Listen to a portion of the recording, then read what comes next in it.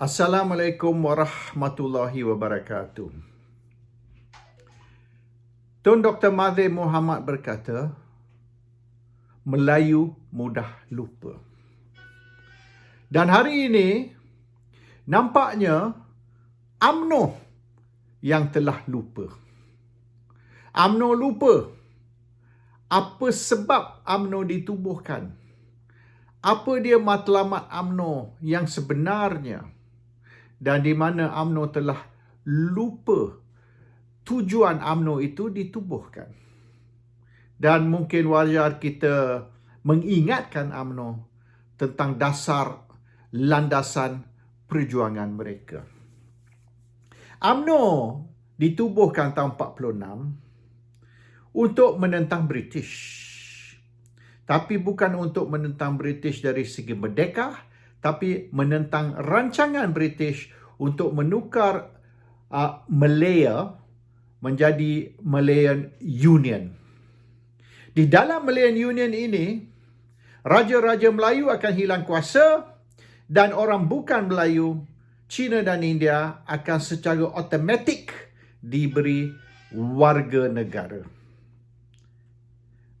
Orang Melayu tidak setuju dengan dua rancangan ini dan orang Melayu telah bangkit dan UMNO telah ditubuhkan untuk menentang rancangan British ini.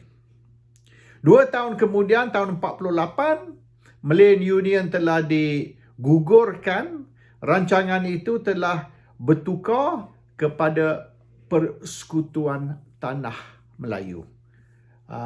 The Federation of Malay States. Oleh kerana itu, wujudnya Malaya dan kemudian dipanggil Malaysia. Itu matlamat UMNO, sebabnya UMNO ditubuhkan dan landasan perjuangan UMNO. Kemudian barulah wujud matlamat untuk meminta merdeka dari Britain. Itu rancangan kedua, tapi bukan rancangan asal sebab apa UMNO ditubuhkan. Pada tahun 51, sebelum merdeka, British telah mewujudkan RIDA. Pada tahun 66, RIDA ditukar dipanggil MARAH. Dan ini ialah rancangan Tun Razak. Semasa itu timbalan Perdana Menteri dan kemudian Perdana Menteri kedua. Jadi British sudah, orang Melayu ni sudah ketinggalan. Ketinggalan di dalam pendidikan dan ketinggalan di dalam ekonomi. Walaupun orang Melayu majoriti, tapi milik orang Melayu di dalam ekonomi Malaysia ni hanya 1% sahaja. 1%. Jadi perlulah satu agensi ditubuhkan di mana orang Melayu boleh diberi pendidikan dan juga bantuan untuk meningkatkan ekonomi orang Melayu. Dan selepas RIDA tu, tubuhlah Felda, RISDA dan berbagai-bagai lagi agensi untuk membantu orang Melayu. Di mana orang Melayu tidak mampu, penyagaan-penyagaan yang memerlukan teknologi tinggi ataupun modal yang tinggi, capital intensive industry, maka kerajaan akan memain peranan sebagai trust agency, agensi amanah. Dan tubuhlah di negeri-negeri SEDC, State Economic Development Corporation, dan di peringkat pusat agensi seperti Pernas. Dan agensi ini lah yang akan memain peranan sebagai agensi amanah kepada orang Melayu dan akan menyertai penyagaan-penyagaan di mana orang Melayu tidak mampu. That is the original intention. Dan ini semua berjalan okey. Hinggalah Tun Dr. Mahathir Mohamad menjadi Perdana Menteri. Dan Dr. Mahathir punya pendapat, sukar untuk kita nak menjayakan seluruh rakyat Melayu. Hari ini 20 juta, semasa tu dalam 12 juta. Bagaimana kita nak kayakan 12 juta orang Melayu? Lebih baik kita fokus kepada 100 atau 200 sahaja. 100 atau 200 orang Melayu akan dipilih untuk menjadi kroni kerajaan, dan mereka akan diberi bantuan dan peluang untuk menjadi kaya. We will enrich 100 or 200 selected Malays. Dan orang Melayu 100-200 ini akan menjadi payung kepada Melayu-Melayu yang lain. Ini Mahathir punya konsep payung. Konsep payung di mana 100-200 orang Melayu akan dipilih dan akan dibantu menjadi kaya, dan orang ini pula akan membantu orang Melayu yang lain. Di bawah umbrella konsep payung.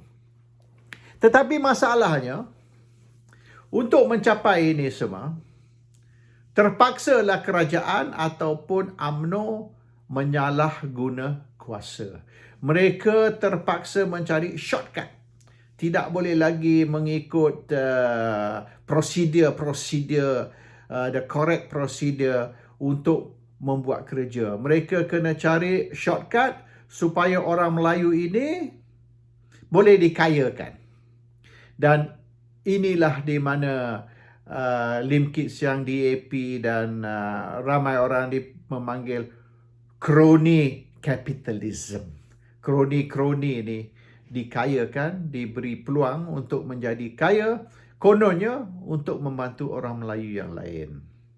Dan UMNO mula bertukar. Sebelum itu, UMNO, pucuk pimpinan UMNO ataupun grassroots UMNO, ramai pegawai kerajaan dan cikgu-cikgu. 70-80% dari pemimpin grassroots UMNO ialah dari golongan boleh dikatakan the thinkers, the Malay thinkers. Termasuklah cikgu lah, termasuk editor surat khabar dan sebagainya. Selepas dasar Mahathir untuk mengkorporatkan UMNO, untuk mengkayakan kroni-kroni UMNO di bawah kononnya konsep payung, maka UMNO pula bertukar menjadi arena orang penyagaan, orang korporat.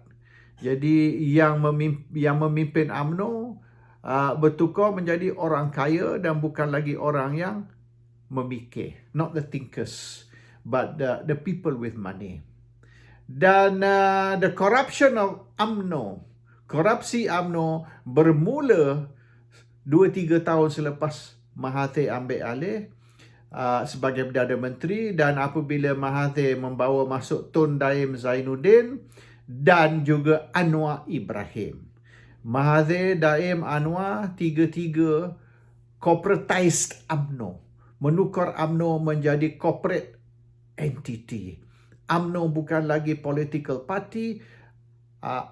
UMNO is a money making machine. Itu UMNO baru. Yang ditukar konsep dia, direction dia, supaya mengikut pemimpin UMNO masa itu, kita boleh kayakan orang Melayu melalui shortcut, melalui pintu belakang. Apa yang berlaku ialah kroni-kroni ini kaya, mereka tidak membantu orang Melayu lain, tetapi mereka telah merampas harta yang sepatutnya diamanahkan untuk orang Melayu. This is where the corruption started. Penyelewengan bermula semasa dasar UMNO ditukar menjadi corporate atau corporatization of UMNO. Dan banyaklah shortcut yang Mahathir, Daim, Anwar melaksanaan. Privatization sebagai satu contoh. Alasan dia kerajaan tidak mampu. Dan oleh kerana kerajaan tidak mampu, kita serah kepada private entity, serah kepada syarikat-syarikat untuk melaksanakan projek yang kerajaan tidak mampu. Tetapi dalam perniagaan, social justice bukan menjadi matlamat pertama. Matlamat pertama ialah profit, keuntungan. Jadi mereka terpaksalah mencari jalan untuk menguntungkan syarikat mereka dan bukan untuk membantu. Membantu ni bukan kerja syarikat-syarikat ataupun bank. They are very profit motivated.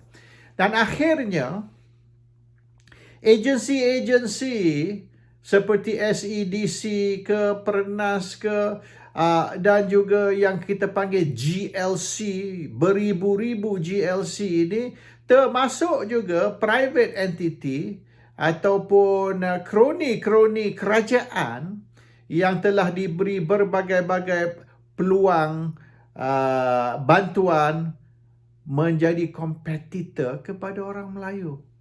Akhirnya, orang Melayu mendapati sukar mereka nak menyaga oleh kerana persaingan dari kerajaan ataupun kroni-kroni kerajaan. Dan bukan saja matlamat mengkayakan orang Melayu ni tidak lagi diutamakan, tapi orang Melayu yang mampu berjaya on their own hari ini menghadapi berbagai masalah persaingan dari kerajaan. Jadi pada tahun 85, orang Melayu melalui Dewan Perniagaan Melayu telah memberitahu UMNO,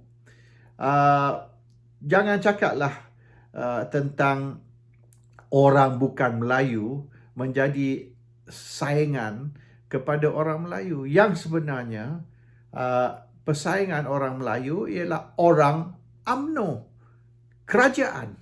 Dan agensi-agensi seperti Trust Agency, SEDC yang menggagalkan orang Melayu.